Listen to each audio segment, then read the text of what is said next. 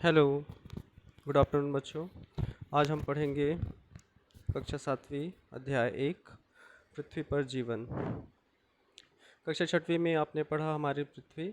उसके अंतर्गत आपने पढ़ा था कि जीवधारियों के लिए यानी पौधों जंतुओं के लिए 3 चीज़ें मूल रूप से आवश्यक होती हैं: भोजन, जल और वायु। अब इस पाठ में आप पढ़ेंगे कि पृथ्वी पर रहने वाले जीवधारी किस प्रकार के होते हैं और कहाँ कहाँ पर वो निवास करते हैं। जीवधारी भिन्न भिन्न प्रकार के पर्यावरण में रहते हैं। कुछ जीव जमीन पर रहते हैं, कुछ पानी पर रहते हैं और कुछ जो है वो हवा में उड़ते हैं। है ना, यहाँ पे पैराग्राफ आप देख सकते हैं। तो पृथ्वी पर अधिकतर ऐसे स्थान हैं जहाँ पर जीवधारियों के जीवन के लिए विभिन्न जो आवश्यक वस्तुएं हैं वो आसानी से या सरलता से मिल जाती है। ऐसे स्थानों पर जीवधारी अधिक संख्या में पाए जाते हैं। किंतु कुछ स्थान ऐसे भी हैं जहाँ की परिस्थितियाँ बहुत कठिन होती हैं, जैसे कि रेगिस्तान। रेगिस्तान में पानी की बहुत कमी होती है, तेज़ धूप पड़ती है और वातावरण का जो तापमान है वो ऊपर नीचे होते रहता है। रात के समय बहुत ही ठंडा वातावरण रेगिस्तान में हो जाता है और चारों ओर रेत ही रेत दिखाई देता है। और रेगिस्तान में घने वृक्ष, छायादार वृक्ष भी नहीं पाए जाते, है ना। इसलिए वहाँ पे गर्मी के समय बहुत गर्मी पड़ती है दिन के समय, और रात को रेत के ठंडे हो जाने के कारण बहुत ठंड पड़ती है।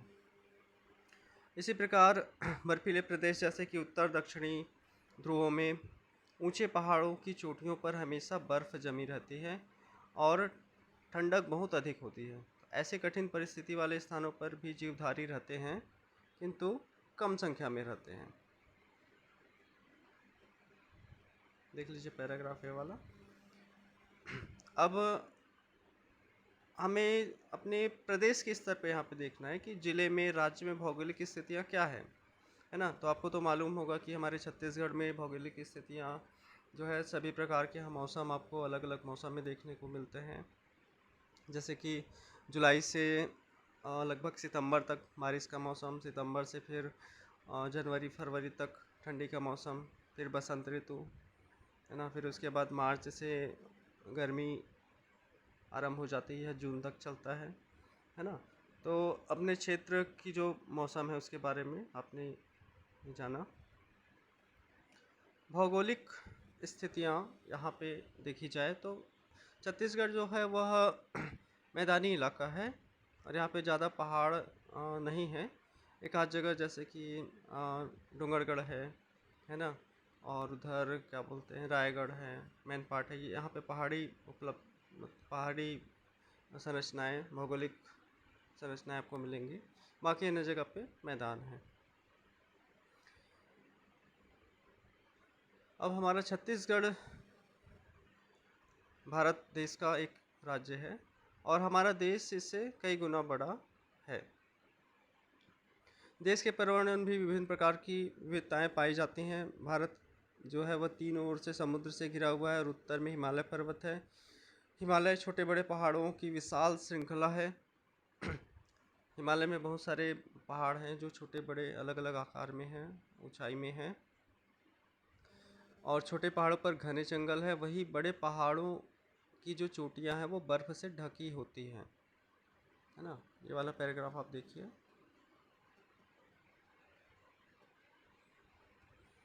अब राजस्थान जो राज्य है उसके बारे में आप देखिए। वहाँ पर काफ़ी बड़े भाग पर बर्फ़ वहाँ पर बाय मिस्टेक रेत वहाँ पर उपलब्ध है, और उत्तर प्रदेश और बिहार में बड़े बड़े मैदान हैं, है ना। तो हमारे देश में अलग अलग जो प्रदेश हैं वहाँ भी अलग अलग परिस्थितियाँ पाई जाती हैं, है ना। विभिन्न प्रकार के वहाँ पे वातावरण आपको देखने को मिलेंगे। इसी प्रकार अब पूरी पृथ्वी की स्थिति को अपन देखें तो यहाँ पे आपको विभिन्न प्रकार के पर्यावरण दिखाई देंगे। तो आपने पहले पढ़ा है कि पृथ्वी के 2 ध्रुव हैं, उत्तरी ध्रुव और दक्षिणी ध्रुव। तो दोनों ध्रुव जो है वो बहुत ही ठंडे रहते हैं और हमेशा इनमें बर्फ़ जमी रहती है। इसके अतिरिक्त पृथ्वी की सतह पर महासागर, विशाल रेगिस्तान, घने जंगल और पहाड़ मैदान भी यहाँ पे पाए जाते हैं, है ना। हमारी पूरी पृथ्वी को हम देखें तो यहाँ पे बहुत सारी अलग अलग प्रकार की भौगोलिक संरचनाएं आपको दिखाई देती हैं और विभिन्न प्रकार के वातावरण यहाँ पे पाए जाते हैं। अब यहाँ पे जो जीवधारी जो निवास करते हैं पृथ्वी पर, वो अलग अलग खाद्य श्रृंखलाओं से जुड़े होते हैं। खाद्य श्रृंखला क्या होती है? एक जीव दूसरे जीव को खाकर अपना भोजन प्राप्त करता है, इसे आप खाद्य श्रृंखला कहते हैं। जैसे कि मछली, छोटी मछली छोटे जलीय पौधों को खाती है, छोटी मछली को बड़ी मछली खा जाती है और उसके बाद बड़ी मछली को मनुष्य खा जाता है। तो इस प्रकार से ये जो जीव हैं एक दूसरे से जुड़े हुए हैं भोजन की आवश्यकता के रूप में, तो इसी को खाद्य श्रृंखला हम कहते हैं। अब विभिन्न प्रकार के पर्यावरणों में विभिन्न प्रकार की खाद्य श्रृंखलाएं आपको देखने को मिल सकती हैं और साथ ही साथ उनके जो भोजन है उसमें आपको विविधताएं, वेरिएशंस यहाँ पे देखने को मिल सकती हैं। इसके अलावा जो नम स्थान है वहाँ पे भी पौधे जो है उगाते हैं। पौधों से भी खाद्य श्रृंखला बनती है। पौधे को शाकाहारी जीव खाते हैं, जैसे कि हिरण पौधों को खाता है और हिरण को शेर खा जाता है, तो ये भी एक खाद्य श्रृंखला है। अच्छा, पौधे जो है वो अपना भोजन कैसे बनाते होंगे? यहाँ पे आप लास्ट पैराग्राफ में देख सकते हैं पौधों को के श्वसन क्रिया के बारे में बात की गई है। तो पौधे जो हैं अपना भोजन सूर्य के प्रकाश की उपस्थिति में हवा में उपस्थित कार्बन डाइऑक्साइड का प्रयोग कर और अपनी जड़ों से जल को खींचकर भोजन बनाते हैं। अगला वो देखते हैं अपना नेक्स्ट पेज।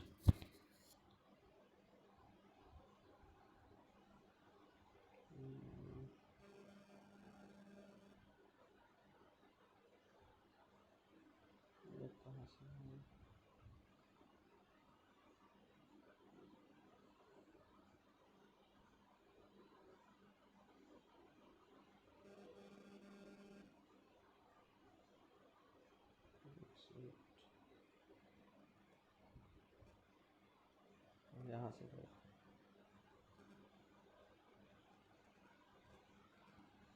अगला पेज देखते हैं बच्चों।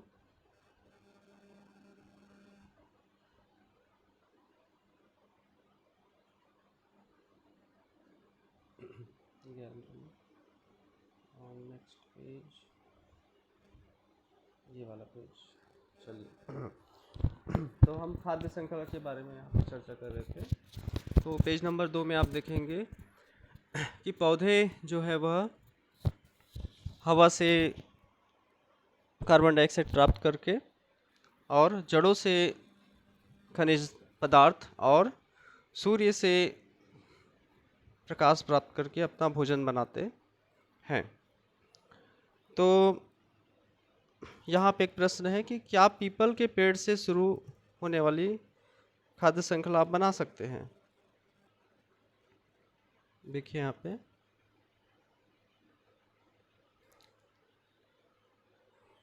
तो हाँ, बिल्कुल बना सकते हैं। पीपल के जो पेड़ है ना, उस पर कई प्रकार के कीड़े पाए जाते हैं, है ना, और उन कीड़ों को पक्षी खाते हैं, है ना। तो इस प्रकार से खाद्य श्रृंखला यहाँ पे आपको मिल सकती है। अब घरों में भी आप देखते होंगे बारिश का मौसम है ना, अनाज जो है उसमें कई प्रकार के कीड़े, घुन ये सब लग जाते हैं, है ना। तो इन कीड़ों को हवा और भोजन तो मिल जाते हैं, लेकिन पानी कहाँ से मिलता होगा, ये प्रश्न है यहाँ पे। इसके अलावा छिपकली भी कभी आपने देखा नहीं होगा कि पानी पीती है ना। तो इनको अपने भोजन से ही पर्याप्त पानी मिल जाता है, जिससे अलग से इनको पानी की आवश्यकता नहीं होती है। अच्छा, अब यहाँ पे घुन के बारे में है कि क्या आप ऐसी खाद्य श्रृंखला बना सकते हैं जिसमें घुन आता हो, है ना। तो बिल्कुल बना सकते हैं, क्योंकि घुन जो है वो कीड़े होते हैं, उसको अगर आप बाहर सुखा देते हैं धूप में तो पक्षी उसको खा जाते हैं, है ना। इस प्रकार घुन जो है वह अनाज मतलब पौधों पर निर्भर है भोजन के लिए, और पक्षी उन्हें खा जाते हैं, है ना। पहले आएगा अनाज, फिर घुन, फिर पक्षी। तो इस तरह से खाद्य श्रृंखला हम यहाँ पे बना सकते हैं। तो हमारे देश में एक राज्य है राजस्थान, उसके बारे में यहाँ पे दिया हुआ है। तो ये पैराग्राफ आप देखिए। राजस्थान में एक ऐतिहासिक नगर जैसलमेर, जैसलमेर जो नगर है वो है, वहाँ पे आपके बुक में चर्चा हुई यहाँ पे। तो यह जो जगह है वह चारों ओर रेत ही रेत से घिरा हुआ है। यहाँ बड़े पौधों के स्थान पर कांटेदार झाड़ियाँ अधिक दिखाई देती हैं। बबूल के पेड़ के समान दिखने वाला एक पौधा होता है जिसको खेजड़ी कहा जाता है ना। खेजड़ी का एक पौधा यहाँ पे पाया जाता है, ये वाला देखिए, 2 मिनट। हाँ, ये खेजड़ी नाम का एक पेड़ यहाँ पे पाया जाता है। इसके अतिरिक्त नागफनी के पौधे और रेगिस्तानी घास भी यहाँ पे पाई जाती है। ये पौधे खाद्य श्रृंखला की पहली कड़ी होते हैं, है ना। पहली कड़ी मतलब पौधों से जो है खाद्य श्रृंखला आरंभ होती है। अब दिन के समय में रेगिस्तान में तेज धूप होती है, जिसके कारण कोई जंतु यहाँ पे दिखाई नहीं देता, परंतु शाम के समय, शाम होते ही छोटे बड़े जंतु पौधे की भोजन की तलाश में बाहर निकल पड़ते हैं। रेगिस्तानी छिपकलियाँ, देखिए यहाँ पे चित्र दिया हुआ है रेगिस्तानी छिपकली का, ये आपको दिख रहा होगा, यह है रेगिस्तानी छिपकली। तो रेगिस्तानी छिपकली रेत में चलने वाले कीड़ों को खाती है, और रेत में बिल बनाकर रहने वाले चूहे भी इस समय भोजन की तलाश में निकल पड़ते हैं। बाज, उल्लू इन छिपकलियों और चूहों को शिकार बनाते हैं। ध्यान दीजिए यहाँ पे कि रेगिस्तानी छिपकली छोटे जो कीड़े मकोड़े होते हैं उसको खाती है ना, और इन छिपकलियों को बाज और चूहे जो हैं वो खा जाते हैं। बाज और उल्लू चूहों और इन छिपकलियों को खा जाते हैं। रेगिस्तान में रहने वाली लोमड़ियाँ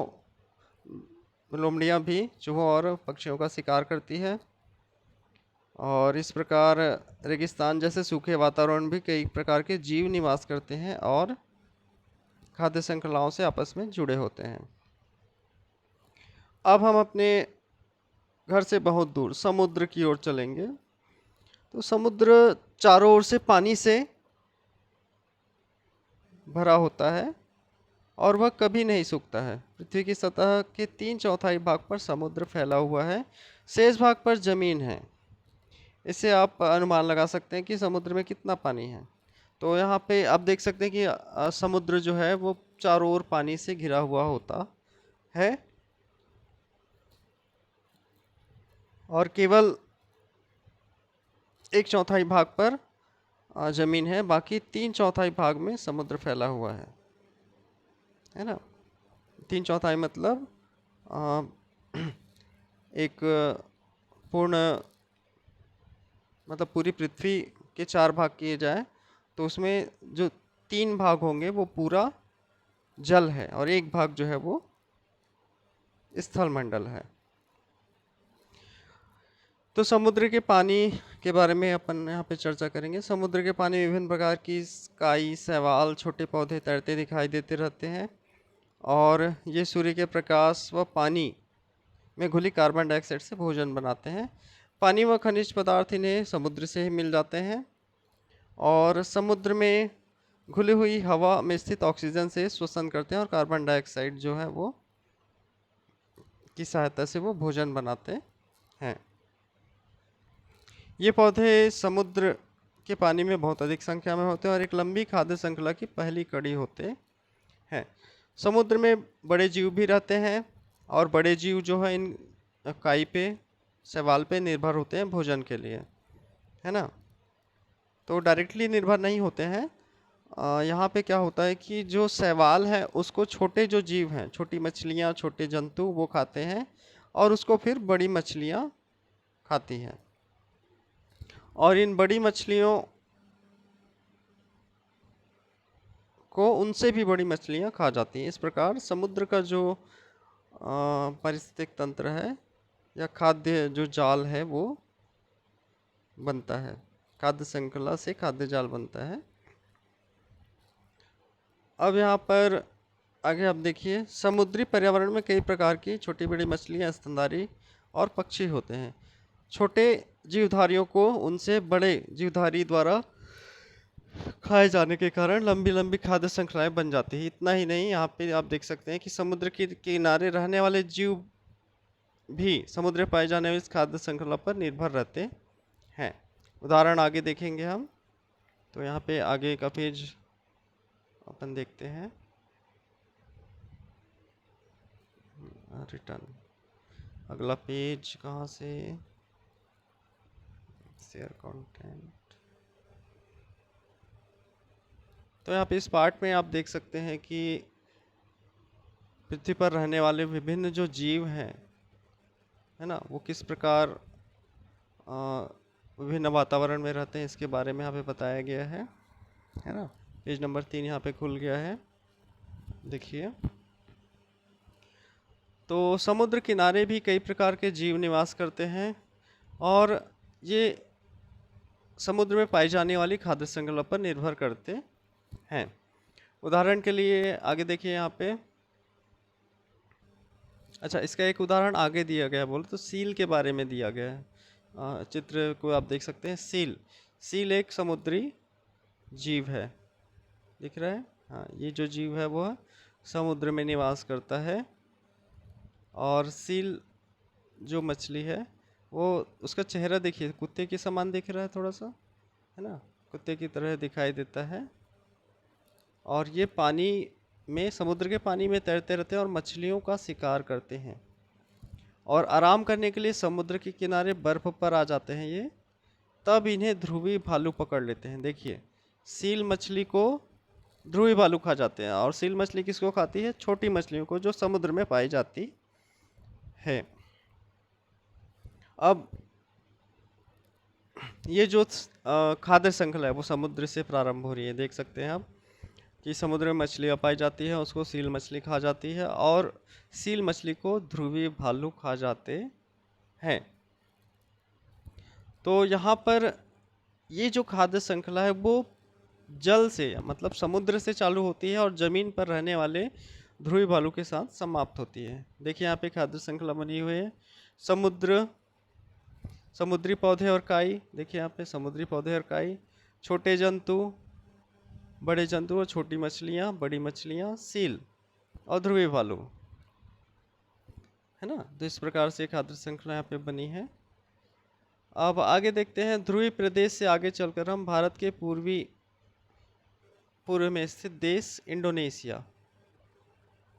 इंडोनेशिया में भारत के समान लगातार भूमि नहीं है। यह 13,000 छोटे बड़े टापुओं यानी द्वीपों से बना है। सोचिए, यह जो देश है उसमें 13,000 द्वीप हैं।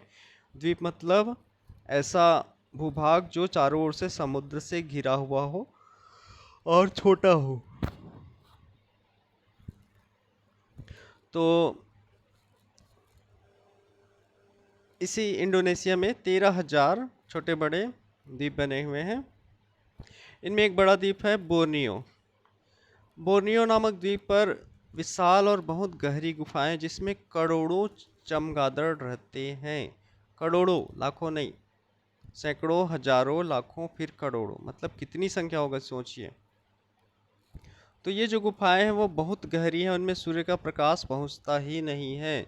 और ये जो चमगादड़ है दिन में इन्हीं गुफाओं में लटके रहते हैं और शाम को भोजन की तलाश में गुफाओं से निकल पड़ते हैं। और हवा में उड़ने वाले छोटे छोटे कीड़ों, फूलों का रस और फल इनका भोजन होता है। तो यहाँ पे एक प्रश्न है कि क्या इन गुफाओं में पौधे होंगे?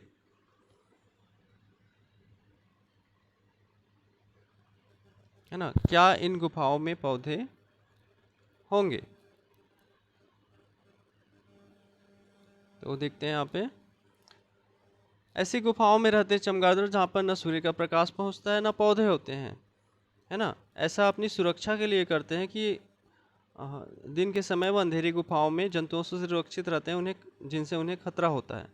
लेकिन शाम के समय, है ना, वो जो जंतु रहते हैं जैसे कि बाज, उल्लू, शिकारी पक्षी कुछ चमगादड़ को पकड़कर खा ही जाते हैं, है ना, ऐसा भी है। तो खाद्य श्रृंखला का अधिकांश भाग, ये जो खाद्य श्रृंखला है इसका अधिकांश जो भाग है वह गुफा के बाहर होता है, और खाद्य श्रृंखला की केवल एक जो कड़ी है वह अंदर होती है। तो भोजन के समान ही चमगादड़ों को पानी भी तभी मिल जा पाता है जब ये बाहर जाते हैं। तो यहाँ पे देखिए, पौधे, कीड़े, चमगादड़, बाज, तो इस तरह से एक खाद्य श्रृंखला यहाँ पे बनी है। फिर अगला पृष्ठ हम देखते हैं। यहाँ पे अगला पृष्ठ में क्या है, पृष्ठ 5, पृष्ठ 5 ये वाला। यहाँ आप देखिए, तो इस खाद्य श्रृंखला का अधिकांश जो भाग है वो गुफा के बाहर होता है। खाद्य श्रृंखला केवल एक कड़ी गुफा के अंदर होती है ना। और इन चमगादड़ों को पानी तभी मिल पाएगा जब ये बाहर निकलेंगे। तो इस तरह से हमने देखा कि पृथ्वी बहुत विशाल है, बहुत बड़ी है पृथ्वी, और भिन्न भिन्न प्रकार के परिस्थितियों में जीवधारी यहाँ पे निवास करते हैं। कुछ उदाहरणों में हमने देखा कि जो जीव हैं वो अलग प्रत्येक प्रकार के पर्यावरण में रहते हैं, है ना। यदि वहाँ उन्हें जीवन के लिए आवश्यक तीन वस्तुएं क्या क्या है, भोजन, वायु और जल।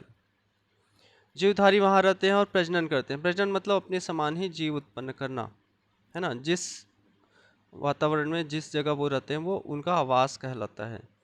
भिन्न भिन्न प्रकार के आवासों में रहने वाले जीवधारियों की शरीर की संरचना इस प्रकार ढल जाती है कि उस परिस्थितियों में वो बिना कठिनाई के जी सकते हैं। इसे अनुकूलन कहते हैं।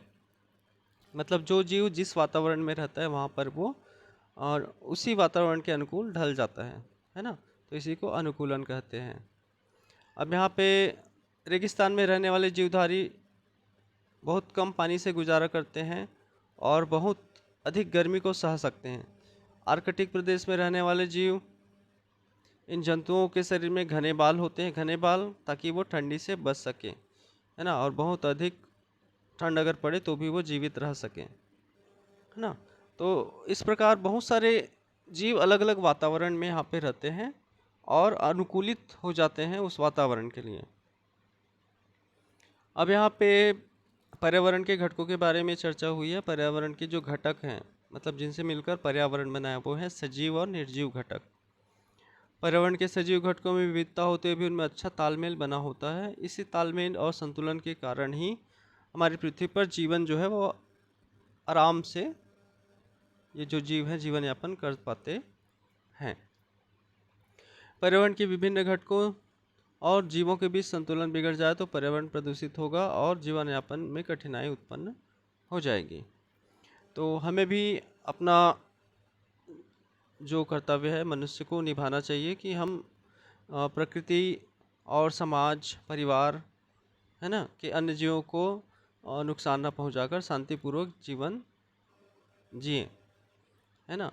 पर्यावरण संरक्षण में हमारी स्वच्छता संबंधी अच्छी आदतों की भी महत्वपूर्ण भूमिका होती है। अब यहाँ पे देखिए, सार्वजनिक स्थानों जैसे railway station, bus stand, airport इत्यादि में बहुत भीड़ होती है और बड़ी मात्रा में अपशिष्ट पदार्थ भी उत्पन्न होते हैं, मतलब कचरा, है ना। तो कचरे का निपटान न किया जाए तो बीमारियां फैल सकती हैं।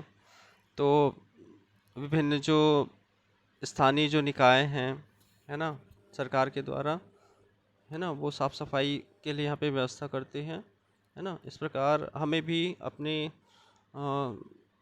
घर को, स्कूल को, है ना, आसपास के पर्यावरण को साफ़ सुथरा रखना चाहिए और शरीर को भी साफ़ सुथरा रखना चाहिए, है ना।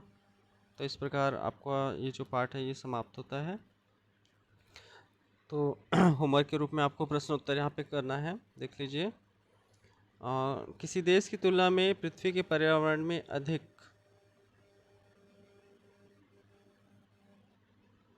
खालिस्तान पाई जाती है।